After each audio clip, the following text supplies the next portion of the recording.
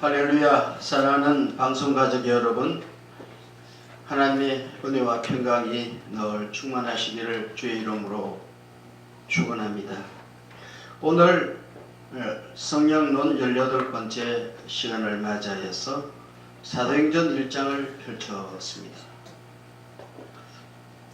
예수님께서 부활하시고 승천하시기 전에 사랑하는 제자들에게, 예수님을 따르고 있는 많은 사람들에게, 승천하는 그 현장에 있는 사람들에게, 너희는 예루살렘을 떠나지 말고 아버지 약속하신 것을 기다리라, 그렇게 말씀하셨습니다.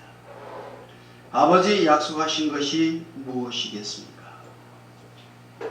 이는 성령님의 강림입니다.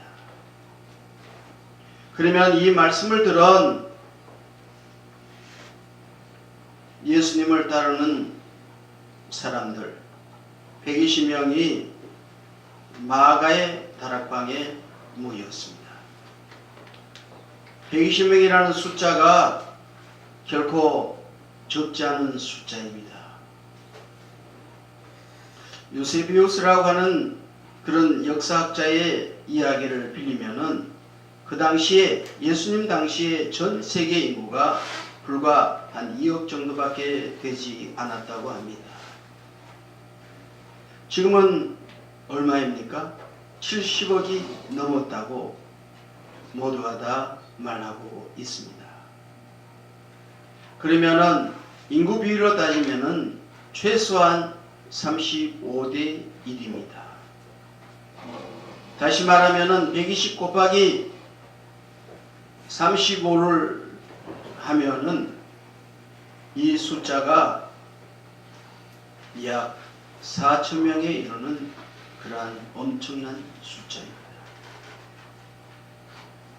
예수님을 따르던 사람들이 120명이 마가의 다락방에 모여서 놀라운 일을 했습니다.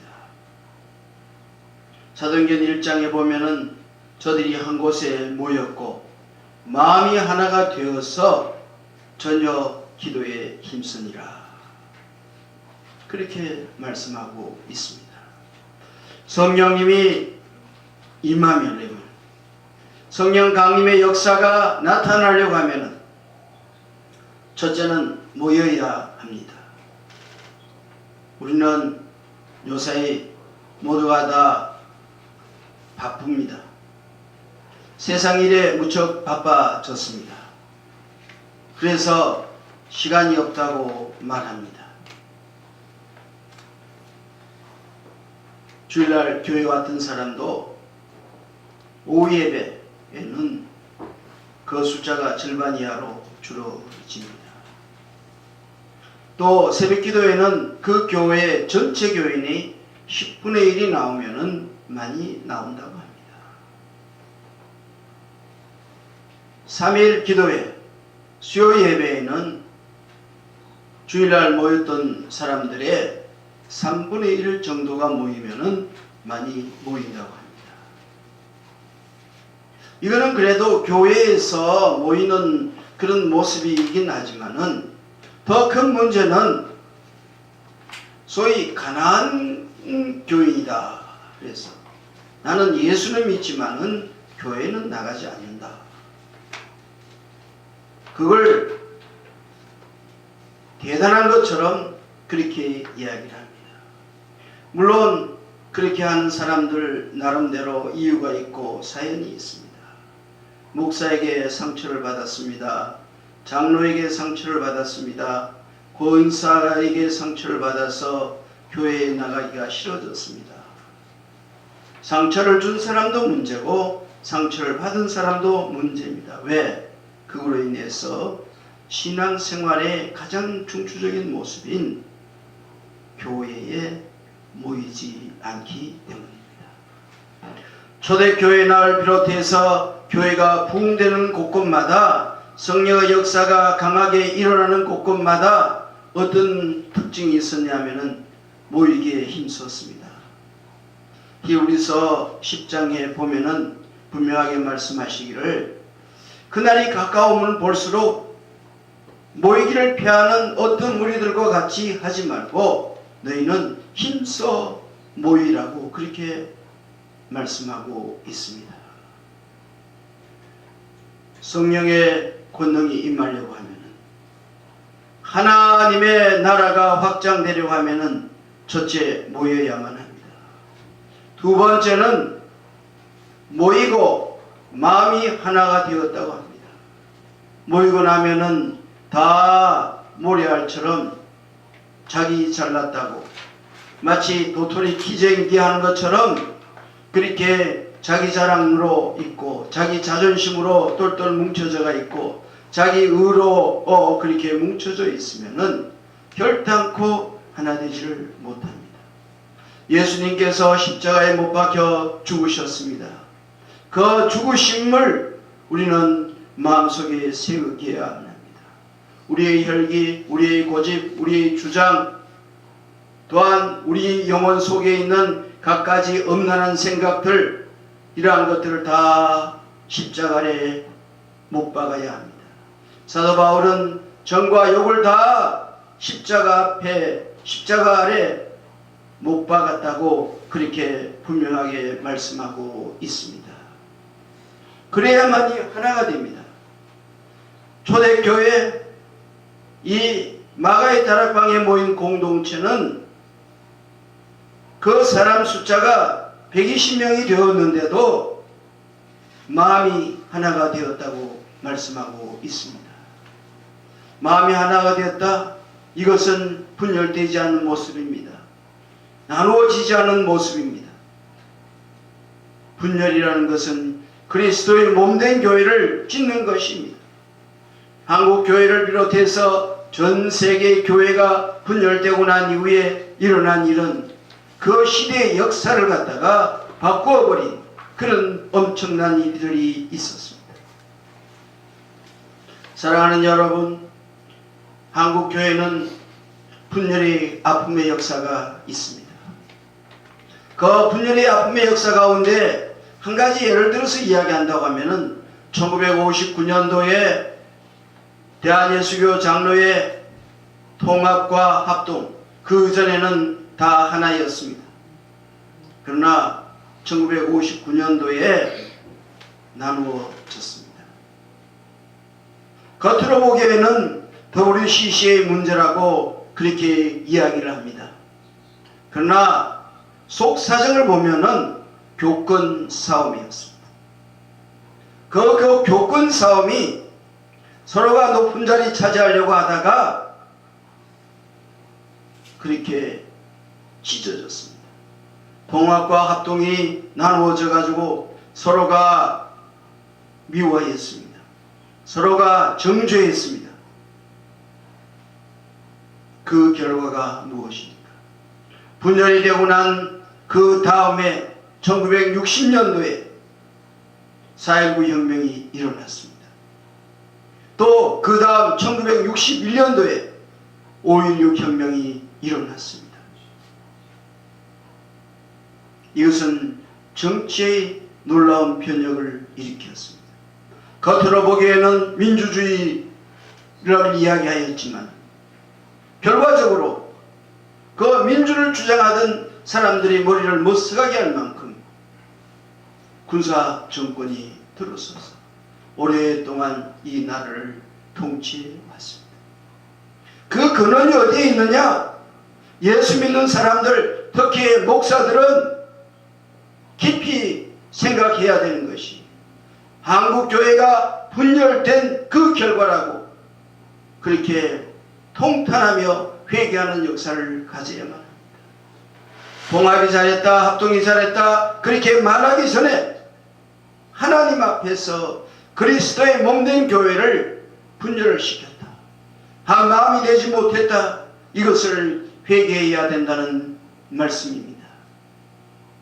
그 위에 합동척은 주류와 비주류의 문제로 1979년도에 분열이 되었습니다. 지금의 한국교회에 보면은 대한예수교 장로회 합동척 무슨 척, 합동 무슨 척, 합동 무슨 척, 진리척이다, 선교척이다, 뭐 정통척이다, 별의별 이름을 다 붙여가지고 수많은 교단들이 생성되고 있습니다. 이것 또한 마음이 하나가 되지 아니한 그런 결정적인 모습입니다. 분열의 분열을 거듭하고 있는 이것은 교회의 힘을 약화를 시킵니다. 한 목소리가 나오지 못하게 하고 교회가 세상을 염려하는 것이 아니라 세상이 교회를 염려하는 그런 모습으로 자꾸만이 전락이 되어가고 있습니다. 교회의 권위 어떻게 회복할 수가 있겠습니까? 이것은 예수 그리스도 안에서 서로가 연합하고 한마음 되는 것에서 될 수가 있습니다. 세 번째,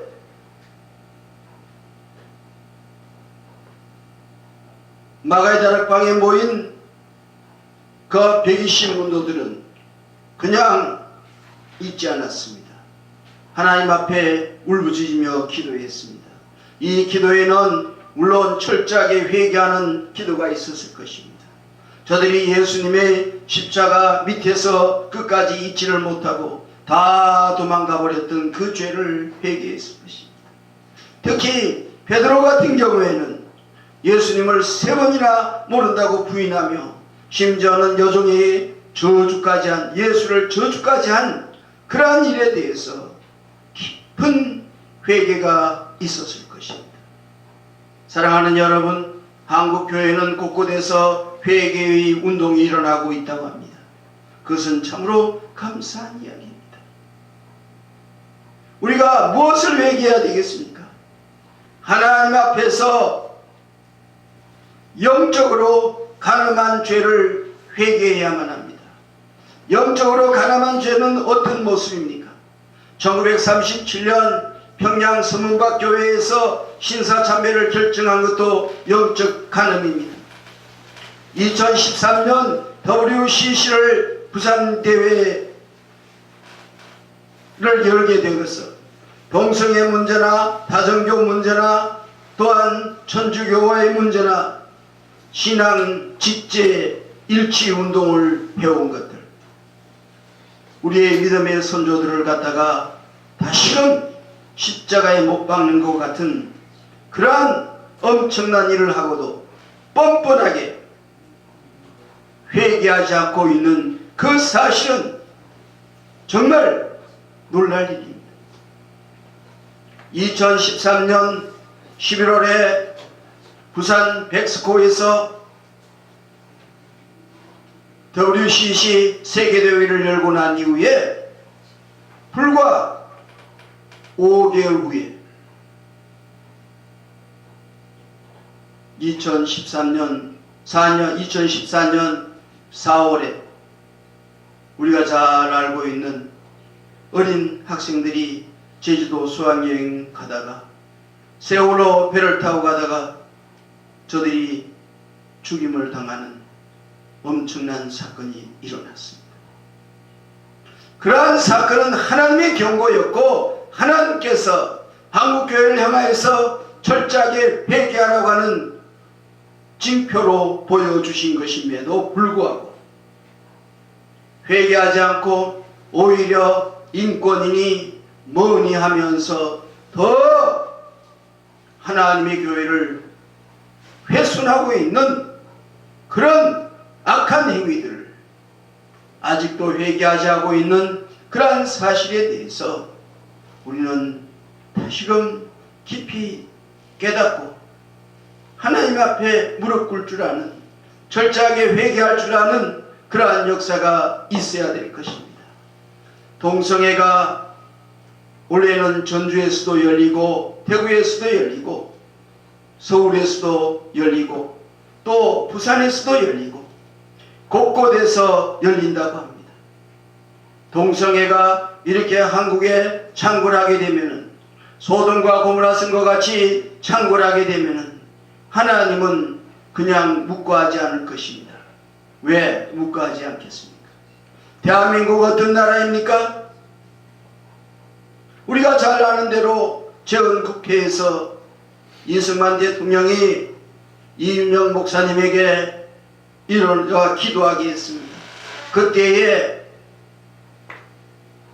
모든 국회의원, 재헌국회의원들이 다 일어나서 하나님 앞에 간절히 기도했습니다. 하나님께 이 나라를 바칩니다. 하나님, 이 대한민국을 하나님의 말씀 위에 하나님의 권능 아래 세워주십시오. 그렇게 울부짖으며 기도한 그 내용, 하나님은 그대로 일하고 계십니다. 기도로 시작한 나라, 하나님만을 사랑하고 하나님만을 섬기고 그래야 할 때 애국가에 있는 것처럼 하나님이 보호하시는 역사가 영원할 때, 교회가 영적으로 타락을 하고 다른 신을 숭배하기를 주저하지 않고 하나님을 배도하는 그러한 일들을 계속하고 있을 적에, 다른 말로 하면은 죄를 짓고도 회개하지 않는 그러한 일을 할 때에 성령의 권능이 임하는 것이 아니라 악한 마귀가 들끓고 이래서 죽이고 멸망시키는 일을 계속되고 있는 이 현실 앞에, 사랑하는 방송 가족 여러분, 이 방송을 듣고 있는 사랑하는 성도 여러분, 주의 종들, 우리가 이제 할 수 있는 것은 아무것도 없습니다. 무릎을 꿇고 가슴을 치면서 다 나 때문입니다. 나의 죄 때문입니다. 주여 자비를 베풀어 주시옵소서. 주여 긍휼히 여겨 주시옵소서. 전심으로 애통하며 회개하는 그 길밖에 없는 줄로 믿습니다. 그렇게 진정으로 회개할 적에 하나님은 그래도 상한 갈대를 꺾지 아니하시고 꺼져가는 등불을 끄지 아니하시며 주의 자비와 긍휼로 한국교회를 새롭게 하실 것이고, 또한 더 나아가서는 이 나라와 이 민족을 새롭게 하는 놀라운 일을 하실 줄로 믿습니다. 이렇게 기도한 지 열흘이 되었을 적에 사도행전 2장에 보면은 오순절날 성령이 급하고 강한 바람으로 임하였습니다. 불의 혀같이 갈라지는 모습으로 임하였습니다. 저들에게 성령 충만의 역사가 일어났습니다. 성령의 권능이 나타났습니다. 예루살렘 초대교회는 성령 강림으로 말미암아 시작이 되었고 탄생이 되었습니다. 대한민국 한국교회가 이러한 성령의 권능이 임하여야 되는 몇 가지 이유가 있습니다. 성령은 하나님이십니다. 성령은 사랑의 영이십니다. 문제는 우리의 심령 속에 하나님을 사랑하고 하나님을 사랑하되 마음을 다하고 뜻을 다하고 힘을 다하여서 주 너희 하나님을 사랑하라고 하신 예수 그리스도의 말씀이, 이게 예수님의 명령이고 하나님의 명령으로 받아들이지 않고 그냥 지켜도 되고 안 지켜도 되는 것으로 보통 말로 그렇게 격하하여서 받아들이고 있는 이 죄, 내 이웃을 내 몸과 같이 사랑하라 그렇게 말씀하셔도 사랑할 수 있으면 하고 못하면 못하는 거지 뭐, 하나님께 대해서 대항하는 그러한 모습으로서 있는 것, 이러한 것들이 다 우리 영혼 속에 성령의 충만함이 없어서 사랑을 하지 못하고 있는 그러한 모습입니다. 우리의 심령 속에 사랑이 회복이 되면은 하나님 앞에 깊이 회개할 수 있습니다. 하나님과 깊은 교제를 할 수가 있습니다. 하나님의 크고 비밀하고 놀라운 일을 볼 수가 있습니다. 우리에게 심령 속에 주 예수 그리스도를 사랑하는 그러한 사랑이 회복되어야 합니다. 세상의 어떤 것보다도 나는 주님을 사랑한다고 그 사랑의 정표를 하나님께 내어놓을 수 있어야 됩니다. 그거 사람의 힘으로 되지 않습니다. 사람의 어떤 능력이나 사람의 어떤 노력으로 되지 않습니다. 오직 성령이 임해야만이, 성령이 내 심령 속에 임해야만이 우리의 영혼 속에 있는 가지가지 악한 마귀의 권세가 물러가고 거기에 놀라운 성령의 권능이 임하여서 주님을 사랑하는, 진정으로 사랑하는, 내 목숨보다도 더 사랑하는 그런 사랑의 역사를 펼칠 수가 있는 줄로 믿습니다. 한국교회는 참으로 훌륭한 믿음의 선진들을 많이 갖고 있습니다. 주기철 목사님은 일사각오를 외쳤고, 손양원 목사님은 자기 두 아들을 죽인 그 사람을 양자로 삼아서 나중에는 목사까지 만드는 그런 엄청난 일을 했습니다. 이러한 신앙의 정말 훌륭한 선조들의 그 뜨거운 사랑을 우리가 본받아야 될 줄로 믿습니다. 또한 이 성령은 증거의 영입니다. 우리가 증거하려고 하면은 보아야만 합니다. 들어야만 합니다. 요한 1서 1장 1절에서 말씀하여 주시는 것 같이 우리의 손으로 만진 바가 되어야 됩니다. 듣고 보고 체험하는 역사가 있어야만이 확실한 증거를 할 수가 있습니다. 기독교는 어떤 이론에만에 사로잡혀 있는 그러한 종교는 아닙니다. 체험적인, 하나님이 살아계시고 하나님께서 나와 함께 하시고 하나님께서 나를 통하여서 일하시는 것을 온 세상 사람들에게 보여주는 그것이 바로 예수님의 가르침이고 성령님의 역사인 줄로 믿습니다. 그래서 성령에 충만하게 되면 어떤 사람에게는 학자 영이 임하고, 성령이 충만하게 되면 어떤 사람에게는 불과 같은 그러한 놀라운 뜨거움을 갖고 악한 마귀를 소멸하는 그러한 놀라운 역사가 일어납니다. 또 어떤 사람에게는 치유의 권능이 임하여서 사람이 고칠 수 없는 것, 의사가 고칠 수 없는 그러한 온갖 질병들을 성령께서 친히 치료해 주시는, 나는 너희를 치료하는 여호와라고 하시는 그 말씀이 그대로 이루어지는 놀라운 은혜와 축복이 임하는 줄로 믿습니다. 사랑하는 여러분, 이러한 성령의 권능을 받고 우리는 예수 그리스도의 증인이 되어야만 합니다. 사랑의 증인이 되고 감사의 증인이 되고 섬김의 증인이 되어야만 합니다. 진정한 사랑은 섬김을 언제나 동반하는 줄로 믿습니다. 예수님께서 사랑하는 제자들이 발을 씻기었습니다.